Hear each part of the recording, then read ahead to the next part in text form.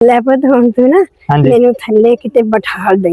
ਲੋ ਅਮੀ जी थल्ले बिठा ਜਰੀ ਕੇ ਨਾ ਗੋਡੇ आ गुलदार भी ऐनक फड़ियो आ लो ਜਰੀ ਕੇ ਗੋਡੇ ਆਪਣੇ ਸਹੀ ਕਰ ਲਵਾਂ। एक मिनट ठहरो जरा इधर आओ ये इथे करके बैठो एक मिनट अम्मी जी सिर्फ एक मिनट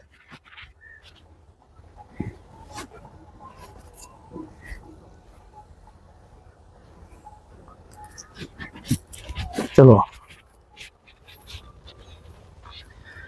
ਤੇ ਅਮੀ ਜੀ ਇਧਰ ਨੂੰ ਪਿੱਛੇ ਨੂੰ ਹਾਂਜੀ ਇੱਥੇ ਬੈਠ ਜਾਓ ਇੱਥੇ ਬੈਠ ਚਲੋ ਬੈਠ ਜਾਓ ਬਿਸਮਿਲ੍ਲਾ ਯਾ ਅੱਲਾਹ ਖੈਰ। ਪਿੱਛੇ ਨੂੰ ਅਮੀ ਜੀ ਪਿੱਛੇ ਅੱਗੇ ਮਿੱਟੀ ਆ ਪਿੱਛੇ ਕਪੜਾ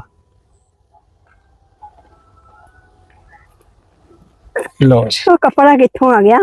ਅਮੀ ਕਪੜਾ ਮੇਰੇ ਕੋਲ ਹੈਗਾ ਸਗਾ ਉਹ ਆਪਣਾ ਸਾਫਾ ਵਿਛਾ ਦੇ। ਤੇ ਅਮੀ ਜੀ ਸਾਫਾ ਫਿਰ ਮੇਰਾ ਪੁੱਤ। ਉਹ ਅਮੀ ਜੀ ਗੱਲ ਉਹ ਨਹੀਂ ਨਹੀਂ। ਸੁਣੀ ਅਮੀ ਜੀ ਗੱਲ ਸੁਣੋ ਉਹ ਠਹਿਰ ਜਾ। अम्मी जी बैठ जाओ मेरी गल सुनो ठहर जा। अम्मी साडे नबी पाक सल्लम ने भी मेरे बैठे रहो अम्मी जी मान जाओ ना गल ठहर जा। अम्मी जी बैठ जाओ ਉਹ ਸਿਰ ਦਾ ਸਾਫਾ अम्मी जी मेरी गल सुनो पता की आ साडे नबी पाक सल्लम ने भी माई हलीमा दे थल्ले अपनी काली कमली बिछाती सी ਹਾਂਜੀ ते ਅਸੀਂ ਤੇ ਉਹਨਾਂ ਦੀਆਂ ਸੁਨਨਤਾਂ ਤੇ ਅਮਲ ਕਰਨਾ ਮਾਂ ਸਦਕੇ ਨੀ ਮਾਂ ਸਦਕੇ ਜਾਵੇ ਜਾ ਮੇਰੇ ਅੱਲਾ ਤੂੰ ਮੇਰੇ ਪੁੱਤ ਵਰਗੇ ਸਾਰਿਆਂ ਨੂੰ ਪੁੱਤ ਦੇ ਆਮੀਨ ਜੀ ਅੱਲਾ ਅਮੀ ਪਰ ਮੈਨੂੰ ਲੋਕ ਬੁਰਾ ਸਮਝਦੇ ਆ ਮੈਨੂੰ ਤਾਂ ਪਤਾ ਹੀ ਹੈ ਨਾ ਕਿ ਮੇਰਾ ਪੁੱਤ ਠੀਕ ਆ। ਜੀ ਅਮੀ ਜੀ ਏਦਾਂ ਅਦਬ ਏਦਾਂ ਇਹਤਰਾਮ ਕਰਨੇ ਵਾਲੇ ਬੱਚੇ ਦੁਨੀਆ ਦੇ ਉੱਤੇ ਅੱਲਾਹ ਤਾਲਾ ਇਦਾਂ ਦੇ ਮਾਵਾਂ ਨੂੰ ਦੇ।